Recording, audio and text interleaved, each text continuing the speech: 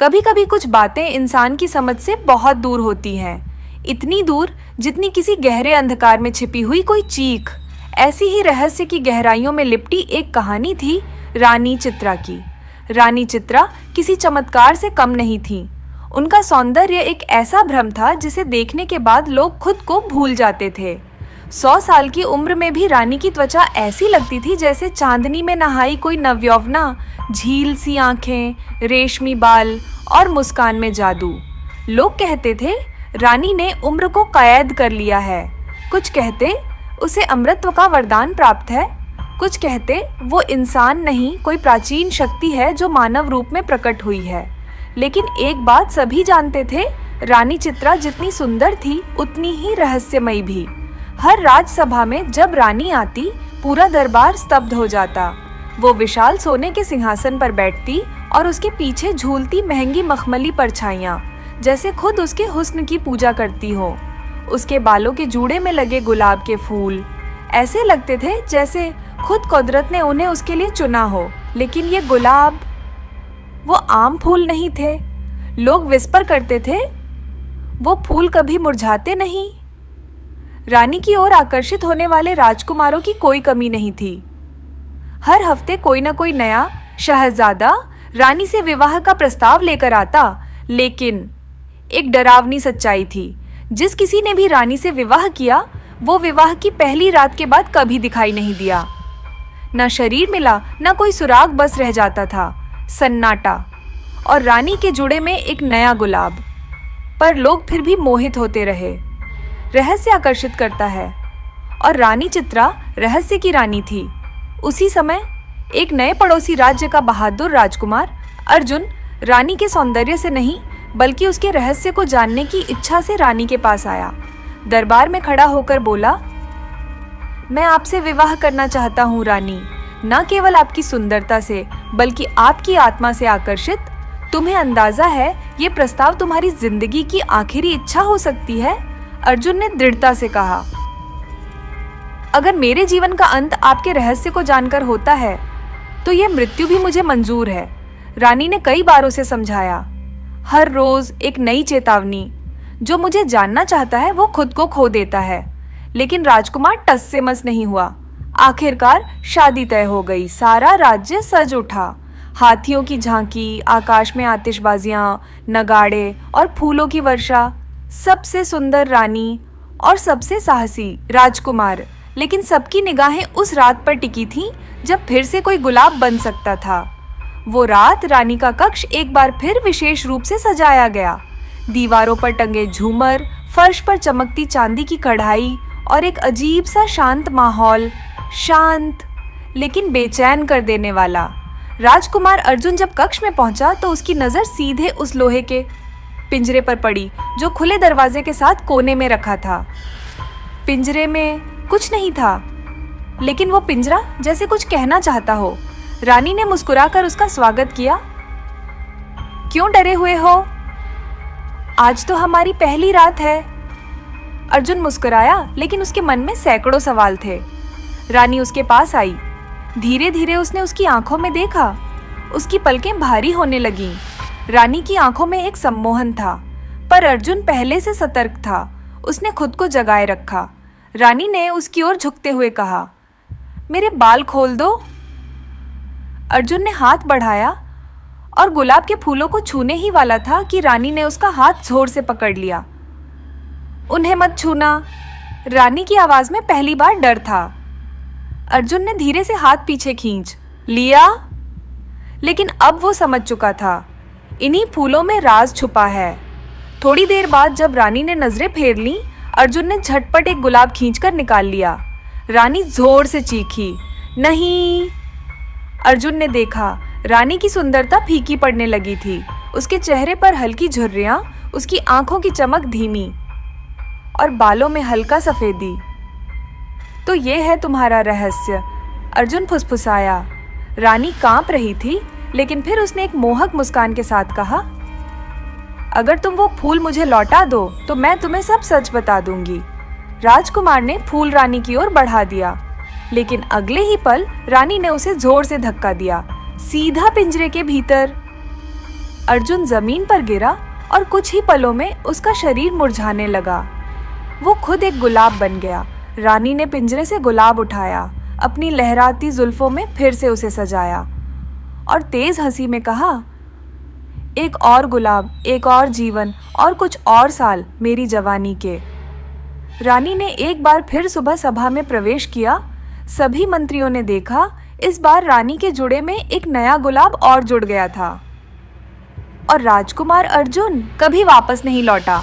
लेकिन रानी भूल चुकी थी।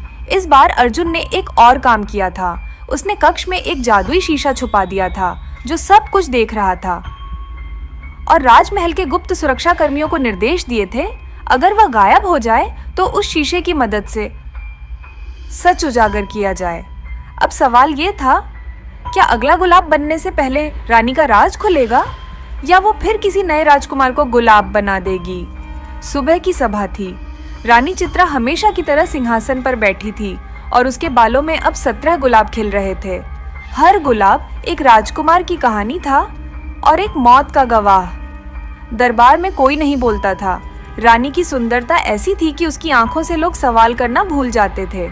लेकिन इस बार एक अजनबी चेहरा दरबार में दाखिल हुआ। एक महिला नीले वस्त्रों में, उसके चेहरे पर तेज था। उसके गले में एक लॉकेट था जिसमें राजकुमार अर्जुन की तस्वीर थी। रानी चित्रा, मैं अर्जुन की बहन हूँ, राजकुमारी वेदिका। मुझे मेरे भाई से आखिरी बार बात किए कई दिन हो चुके हैं।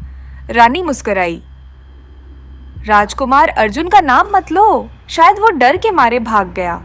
वेदिका गंभीर थी। उसने गर्दन से लॉकेट हटाया और सभा के सामने फेंका।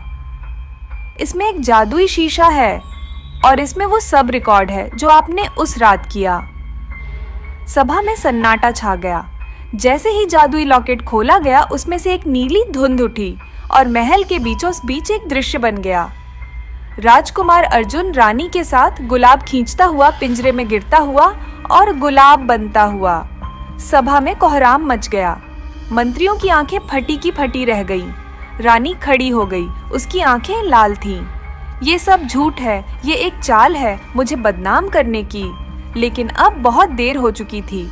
राज्य का प्रधान महाशक्ति जादूगर आर्षि वशिष्ठ, जो कई वर्षों से छुपकर रानी की गतिविधियों पर नजर रख रहा था, सामने आया।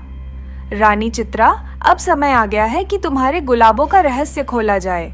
ऋषि वशिष्ठ ने बताया कि रानी चित्रा दरअसल एक श्रापित आत्मा थी जो सौंदर्य की देवी से अमृता की लालसा में शापित हुई थी।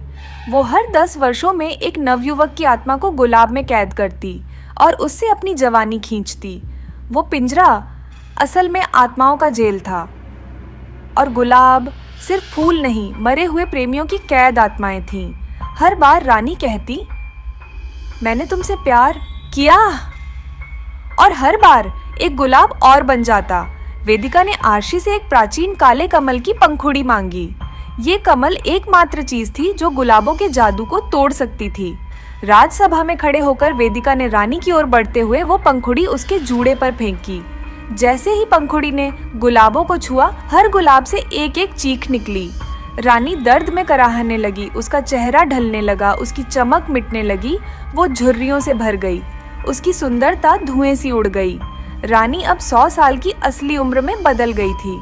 हर गुलाब धीरे धीरे एक प्रकाश पुंज में बदला और वो सब राजकुमार जिनकी आत्माएं फूलों में कैद थीं, अब प्रकट हो गईं। राजकुमार अर्जुन भी लौट आया, कमजोर लेकिन जीवित। वेदिका ने उसे गले लगाया। राज्य में खुशी की लहर दौड़ गई। रानी चित्रा अब कमजोर थी, लेकिन वो हारी नहीं थी। तुम लोग समझते हो ये मेरा अंत है? नहीं, मैं अभी भी अमर हूं। मेरी आत्मा को कोई मार नहीं सकता। लेकिन तभी आर्षि वशिष्ठ ने आग्निमंत्र पढ़ा और रानी का शरीर एक काले धुएं में बदलकर हवा में विलीन हो गया। लेकिन जाते जाते उसकी आंखें अब भी किसी को देख रही थीं।